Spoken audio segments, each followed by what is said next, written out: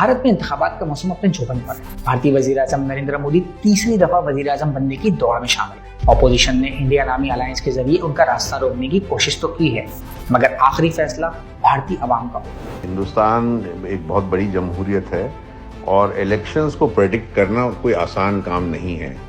और यहाँ की इलेक्शंस को छोड़ दीजिए, एग्जिट पोल्स भी बहुत मर्तबा गलत साबित हुए हैं हिंदुस्तान में। तो ऐसा नहीं है कि कॉन्टेस्ट नहीं है, कॉन्टेस्ट है। और जो 2-3 सूबे हैं, खासकर कि महाराष्ट्र, कर्नाटका, बिहार हो सकता है और बंगाल, इसमें बीजेपी की सीटें कुछ कम हो सकती हैं, लेकिन इससे क्या मेजॉरिटी में फर्क पड़ेगा मोदी जी का, ये कहना मुश्किल है।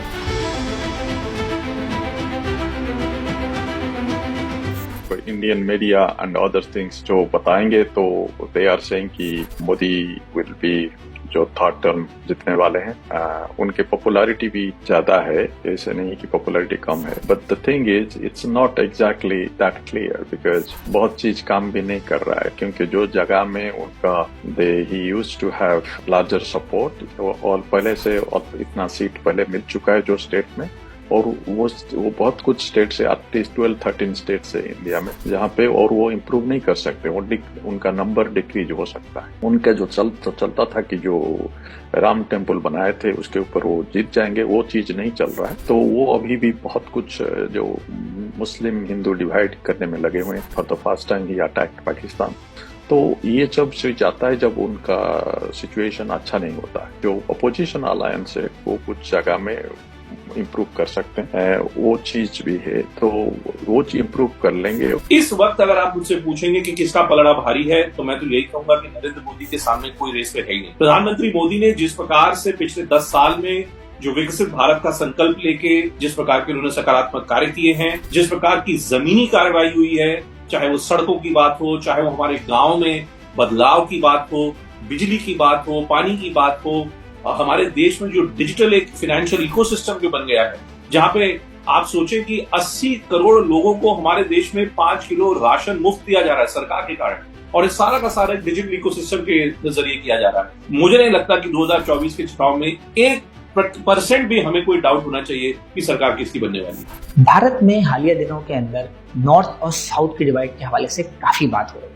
अगर शुमाली रियासतों की बात करें तो वहां पर नरेंद्र मोदी की जमात बीजेपी को वाज़ेह अक्सरियत हासिल है, जबकि साउथ के इलाकों के अंदर ऑपोजिशन जमातों का पलड़ा भारी है। नॉर्थ साउथ डिवाइड बहुत बड़ा हो चुका है इंडिया में। Then of course Congress party ने कर्नाटक में इलेक्शन जीता है और तमिलनाडु में भी अभी पावर में है उनके अलायंस डीएमके। अभी उनके जो और दूसरा स्टेट है वो भी वहाँ पे उनका जो आइदर दे आर केरला में, आंध्र प्रदेश में, तो I think they possibly will do well.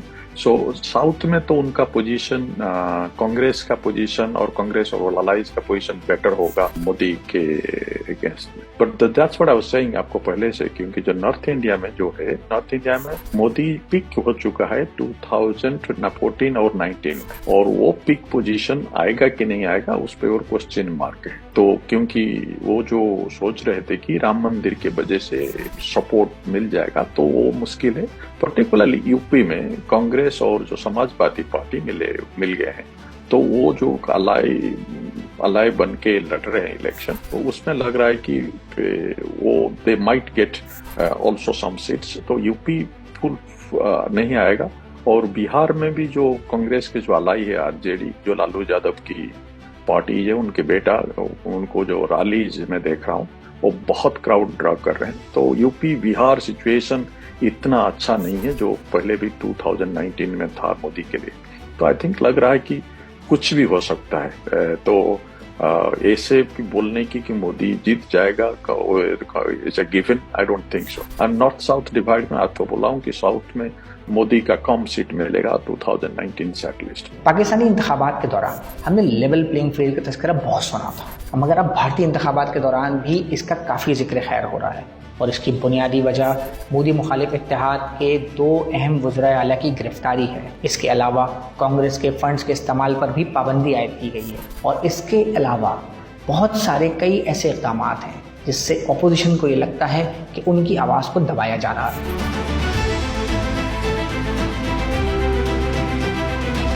Election commission के रोल पर, इलेक्शन कमिश्नर्स की अपॉइंटमेंट पर कई सवाल उठे हैं, उनकी न्यूट्रलिटी पर भी सवाल उठे हैं और ईवीएम मशीन्स पे भी सवाल उठे हैं और आज भी ये ईवीएम्स का मामला हिंदुस्तान की सुप्रीम कोर्ट के सामने है। लेकिन इलेक्शन कमीशन के अलावा जो बाकी सारे इदारे हैं जो मोदी जी ने ऑपोजिशन पॉलिटिशियंस के खिलाफ इस्तेमाल किए हैं, खासकर दिल्ली का जो चीफ मिनिस्टर है अरविंद केजरीवाल और झारखंड का जो फॉर्मर चीफ मिनिस्टर है हेमंत सोरेन, उन दोनों को ईडी केसेस में बंद किया हुआ है। कई सारे पॉलिटिशियंस के घरों पर रेड पड़ती रहती है। तो एनफोर्समेंट डायरेक्टरेट का इस्तेमाल, सेंट्रल ब्यूरो ऑफ इन्वेस्टिगेशन का इस्तेमाल, ये एक नए लेवल पर चला गया है हिंदुस्तान में। तो एक तरह से ये कहा जा सकता है मेन स्ट्रीम मीडिया का भी कंट्रोल मोदी जी का पूरा है हिंदुस्तान में। तो एक तरह से कहा जा सकता है कि ये लेवल प्लेइंग फील्ड आज की तारीख में हिंदुस्तान के इलेक्शंस में नहीं है ऑपोजिशन पार्टीज के लिए। इलेक्शन में जो लेवल प्लेइंग फील्ड, तो लेवल प्लेइंग फील्ड कभी भी नहीं है, क्योंकि लेवल प्लेइंग फील्ड होता है, ऑपोजिशन होता है, फ्रीडम ऑफ प्रेस होता है। वो चीज तो कभी से रखा नहीं। बहुत अपोजिशन लीडरों को बहुत जो भी कोई सिविल सोसाइटी है उनको अंदर डाले हैं।